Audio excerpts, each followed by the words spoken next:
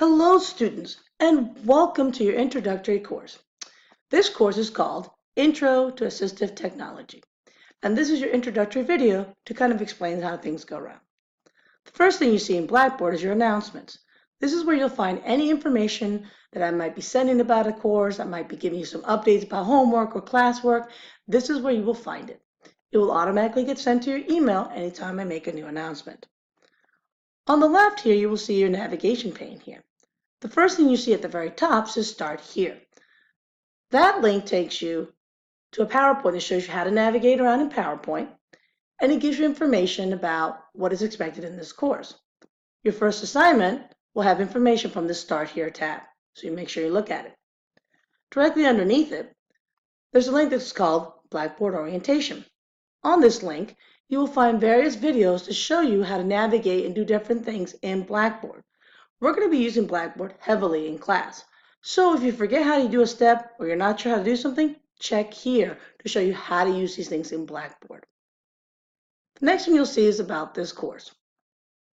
In this page, you will see, if you scroll down, you will see the description of the course, my office hours, my cell phone policy, when we meet, and then most importantly, if you scroll down, you will see what our textbook is for this course.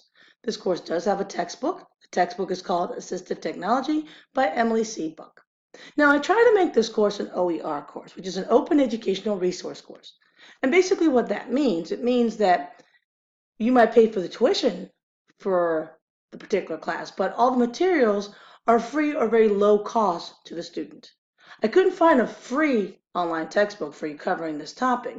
So what I did was I found this particular textbook and I found a very cheap option for you. For this textbook, you can actually rent it. You can rent it from Google Drive and different various other areas. If you rent it, it's significantly cheaper. OER courses have to be $0 to $40 cost the student total. So for renting this particular textbook for 180 days, you can pay $33.45. The actual textbook itself, the physical copy of it, is $75. You are not encouraged to buy the physical book because it's more expensive. If you choose to do that, that is up to you, and this is the information where you can buy it, but you are actually encouraged to rent it because everything else will be provided to you in the course online. Having said that, it is very important that you have an internet-enabled device when you're doing your work for this course.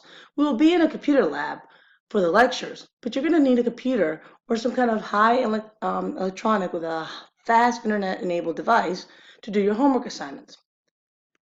In addition, for this course, you're often going to use a microphone and you're often going to use a headset.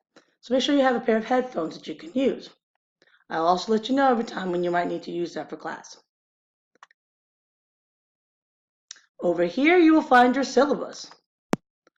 On your syllabus, you will see that you can actually download your syllabus from right here from this area. Or if you scroll down, you can actually see the information from the syllabus in here. You will be taking a quiz on your syllabus as one of your first assignments. Over here, you see where it says book rental options. These are the different rental options that you can use.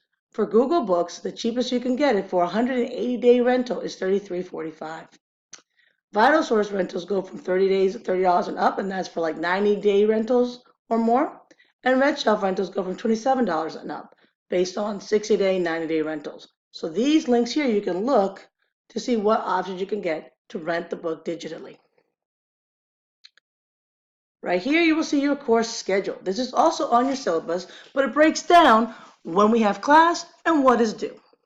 So you will see, for example, we have what we have called as modules. There's a number associated with that module, what's in that module, and when that particular module will be due. All modules will be due at 11:59 p.m. on the set due date. You will see on our course breakdown that there are some days that we might have what's called a site visit. For this course, we're required to do 2 site visits. And so for those dates, it's actually listed on the course schedule here.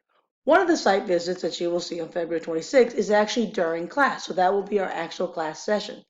The other 2 will actually be during non-class times, so you get to pick which one you want to do. I'll come back to the site visits in a second. If you come over here to point values, you'll see a point breakdown. And the way this works here, I grade using points. I don't use weights, it's just points. So the way this works is you will see an outline of everything that you will be graded for and the grading matrix. So by the end of the semester, wherever you are in this matrix, that indicates your grade. We want to aim for the A's and B's up here. Okay, you will notice attendance is worth 3 points each. That includes attendance and your participation in the class. That's the easiest 3 points you'll ever get. If you are on time for class, you get the full 3 points. If you're late, you get half of those points. Now let's talk about those site visits. There are 3 site visits that we have. However, you're only required to do 2. So there are 3 site visits. One of them is going to be to the Maryland Technology Assistance Program Workforce and Technology Center. That one will be during class. Then you have 2 other options. You have one for the National Federation for the Blind and one for the Baltimore Lab School, all within Baltimore. Now you'll notice the times and the dates. You have 2 site visits that you have to go to because you have to create and complete a site visit report. However, if you choose to go to all 3, I will be at all 3, you will get 10 extra credit points for attending all 3. However, even if you attend all 3, you only have to do 2 site reports. Okay, so I made it so one of this is mandatory, that's the one that'll be during class. Then the other ones you can pick which one works best for your schedule. If you're able, I would advise you to go to all 3 because you're going to see different ways that assistive technology is used for different populations. And it's a very valuable experience to be able to get that hands-on experience with that. And if you choose to do that, if you go to all 3, you get 10 extra credit points for attending all 3. However, you only need to do 2 site visits for that. This is the information about the site visits. So there'll be a particular form that you need to fill out. And this is where you will submit the information for each one. The first one will be for February 26th. And then the other one, because you get to pick which site visit you get to choose, you get to submit it, and then the date that it is due will be April 14th. We'll talk a little bit more about site visits more in class. Over here, you'll find your discussion boards. So anytime there are discussions, they will show up here. However, they will also show up in your class module sections. Let me explain these 2 sections. You have the class notes and the class module section. The class notes section contains any information that we're doing during class. We're going to be using a program called Nearpod heavily in class, which means that you guys will have copies of the presentation on your device as we go through it, and there'll be some interactive elements built in there. So anything that we do in class will show up in the class notes section. That will open up at 5 p.m. on the day of class. It is only available for 1 week though. So after that week, that information closes out and you no longer have access to it. Next is the class module section. The class modules would be your homework, the assignments that you're expected to complete outside of class. Class modules will open up at midnight on the day of class and will remain open for a full week. After that week, the modules close out and there'll be another module, but you will no longer have access to it. Then, here it says Tegrity classes. Every lecture will be recorded using what we call Tegrity. So if you need to go back and review what we've talked about, you can actually click on here and you'll be able to actually see any of the videos, and they will be listed in the order that we taught them. They'll be available to you for the duration of the course. Over here where it says PowerPoints, all the PowerPoints from the lectures will be available to you at 5 p.m. the day class opens.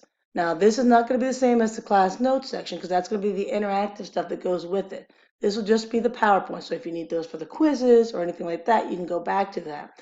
And those will open up on the day of class at 5 p.m. and will remain open for the duration of the course. They will not close out. Over here, you will have a capstone assignment. So once you click on that, you'll be able to talk about your capstone, but that's going to be all the way at the end. So we'll talk about that more. And that's how you navigate around Blackboard. I'm looking forward to teaching you guys. We're going to have a great semester.